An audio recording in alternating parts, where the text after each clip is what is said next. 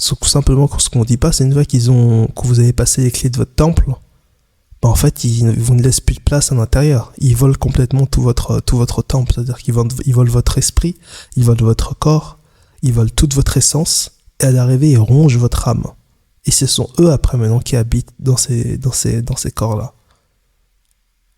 Ces entités, ce sont les mêmes entités qui sont là depuis des millénaires. Quand vous entendez des histoires de l'Égypte antique ou autres, ces rois, reines et autres, sont ces mêmes entités, en fait, qui passent de génération en génération. Et qui utilisent toujours la même chose, l'ignorance de certaines personnes, pour pouvoir rentrer dans leur corps et pouvoir après, eux, être sur le devant de la scène. Et ils se nourrissent comment? Ils se nourrissent d'énergie. L'énergie, c'est quoi?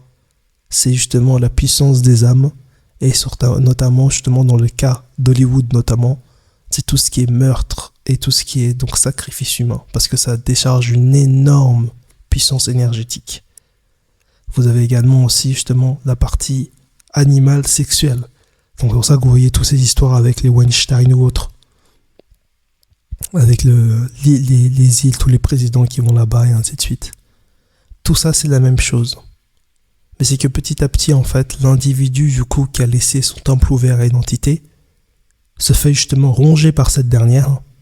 Et du coup, à l'arrivée, est sur le devant de la scène. Et vous pensez voir la star, mais la star n'est plus là. C'est exactement ça. Vous êtes maintenant, en fait, la personne, justement, est derrière, elle est plus au contrôle. C'est quelqu'un d'autre qui est devant, c'est l'entité qui est devant. Elle est juste derrière. C'est comme une marionnette. Steal, kill and destroy. Ce qui est intéressant avec la guerre spirituelle, c'est qu'en fait, elle n'est pas visible.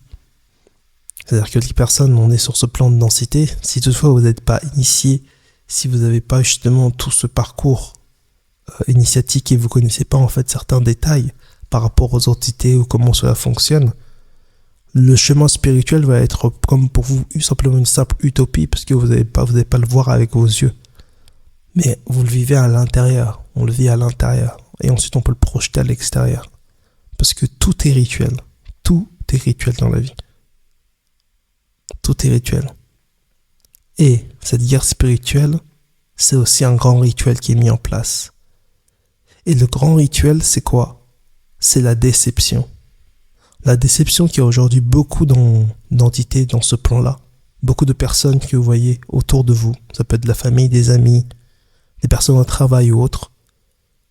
Qui, dans leur enfance, ou qui font partie de sociétés secrètes, et sont en fait possédés par ces entités-là. Des entités du bas astral. Donc vous allez voir Cathy du bureau, vous allez voir comme si c'était votre frère ou autre. Mais derrière, c'est pas ces personnes-là qui sont aux commandes.